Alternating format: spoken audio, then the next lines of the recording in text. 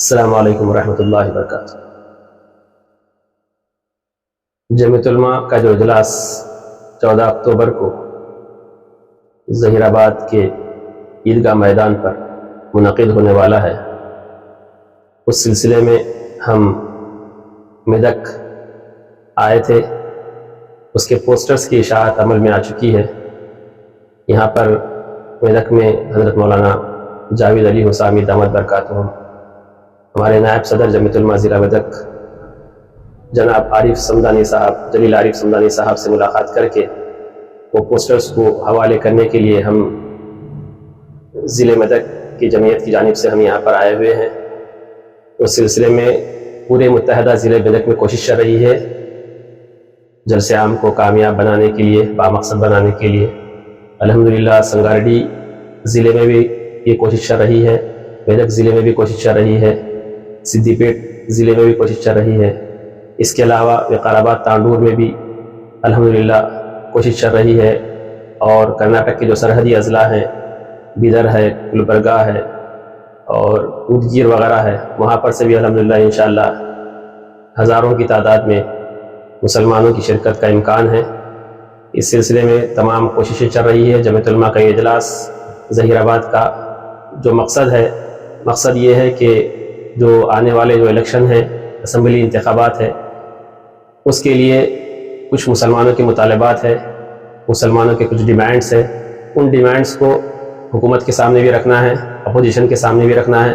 چونکہ مجلس جمعیت علماء ایک غیر سیاسی تنظیم ہے، اس کا کسی سیاسی جماعت سے کوئی اس کا تعلق نہیں ہے۔ اس کا تعلق صرف مسلم مسائل سے ہے، مسلم ایشوز سے ہے، مسلم ڈیمانڈ سے ہے۔ تو جمعیت علماء اس اجلاس کا جو مقصد ہے وہ کسی جماعت کی نہ مخالفت کرنا ہے نہ تائید کرنا ہے۔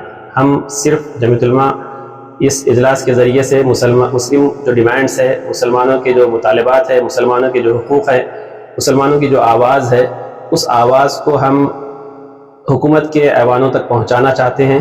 جمعیت علماء حکومت کے ایوانوں تک پہنچانا چاہتی ہے، اور یہی جمعیت علماء کا مقصد ہے۔ جمعیت علماء کے دو ہی مقاصد ہے، ایک تو سیکولر جو دستور ہے اس کا تحفظ ہے، اور دوسرے مسلمانوں کی شناخت، جو سماجی، مذہبی، سیاسی جو شناخت ہے اس کی برقراری کے لیے کوشش کرنا ہے۔ اسی سلسلے میں ہمیشہ جمعیت علماء کوشش کرتی ہے، اسی سلسلے میں جلسوں کا انعقاد بھی عمل میں لاتی ہے، اسی سلسلے میں ہمیشہ ملک بھر میں وقفے سے جلسے منعقد ہوتے ہیں۔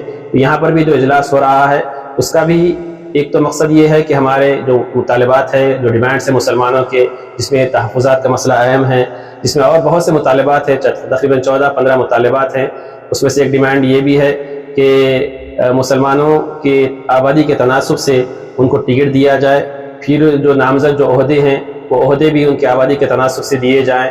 پھر اسی طریقے سے کسی بھی مسلم ہو یا کوئی بھی جماعت اپنا جو مذہب ہو، مذہب کے جو رہنما ہوتے ہیں، ان رہنماؤں کے خلاف اگر کوئی نازیبا الفاظ استعمال کرتا ہو یا ان کے خلاف کچھ ہتک کرتا ہو یا ان کو گالی دیتا ہو یا کسی بھی مذہب کا، تو ہمارا جمعیت علماء کا مطالبہ ہے کہ اس کے خلاف مقدمہ درج کیا جائے، قانون ایسا بنایا جائے کہ اس کے خلاف سخت کارروائی ہو، اس کے خلاف سخت کارروائی ہو۔ ایک مطالبہ یہ بھی ہے جمعیت علماء کا کہ مسجد ہو یا مندر ہو یا گرجا ہو، اگر کوئی غیر قانونی طور پر اگر وہ تعمیر کی گئی ہو تو بھی اس کو بغیر نوٹس کیے اس کو کوئی نقصان نہ پہنچائے۔ پہلے کچھ کارروائی ہو، اس کے کارروائی کے بعد، نوٹس کے بعد ہی اس کو ہاتھ لگائے۔ یہ بھی ہمارا ایک مطالبہ ہے۔ اسی طریقے سے ایک مطالبہ یہ بھی ہے کہ جو پچھلے 10 سالوں میں جو مسلم مخالف جو واقعات ہوئے ہیں، جو انکاؤنٹر ہوئے ہیں، ان کا بھی منصفانہ جو ہے سو تحقیقات کی جائے، اور جو قاطی ہیں ان کو کیفر کردار تک پہنچایا جائے۔ بہت سے مطالبات ہیں۔ ان مطالبات کے علاوہ سب سے اہم جو مسئلہ ہے، اصل جو مقصد جو جمعیت علماء کا ہے، مسلمانوں کے وجود کا احساس دلوانا ہے۔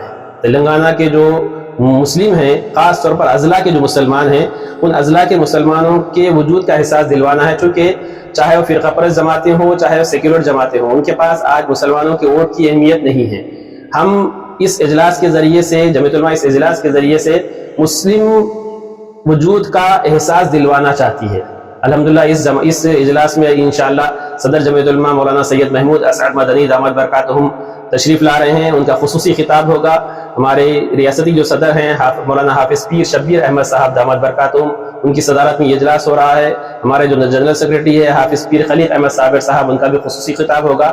اس سلسلے میں ہم تمام یہاں پر خاص طور پر میدک کے تمام مسلمانوں سے، یہاں حفاظ سے، علماء سے، ائمہ سے، دانشوروں سے، ہمدردان ملت سے، اور جو بھی ذمہ داران ہیں یہاں کے، ان تمام سے، خصوصاً نوجوانوں سے ہم اپیل کرتے ہیں کہ یہاں کا کوئی ایک گھر بھی ایسا باقی نہ رہے جہاں سے جو اس اجلاس میں شرکت کرنے والا فرد نہ ہو، بلکہ ہر گھر سے یہاں سے نمائندگی ہو اس اجلاس میں۔ اور الحمدللہ پورے متحدہ ضلع میدک میں یہی کوشش کی جا رہی ہے، اور تمام متحدہ ضلع میدک کے علماء متفقہ طور پر الحمدللہ یہاں پر ہمارے مولانا جاوید حسامی صاحب دامت برکاتہم بھی کوشش کر رہے ہیں، اور سنگاریڈی کے مولانا مفتی سلطان صاحب بھی کوشش کر رہے ہیں، پٹن چوڑی کے مولانا حشمت صاحب بھی کوشش کر رہے ہیں، ظہیر آباد کے مولانا عتیق احمد صاحب بھی کوشش کر رہے ہیں، اور سدی پیٹ کے الحمدللہ مولانا ہمارے قاضی عبدالرحمان صاحب بھی الحمدللہ اس سلسلے میں کوشش کر رہے ہیں۔ پورے علماء مل کے متحدہ اس جلسے کو کامیاب اور بامقصد بنانے کی کوشش کر رہے ہیں۔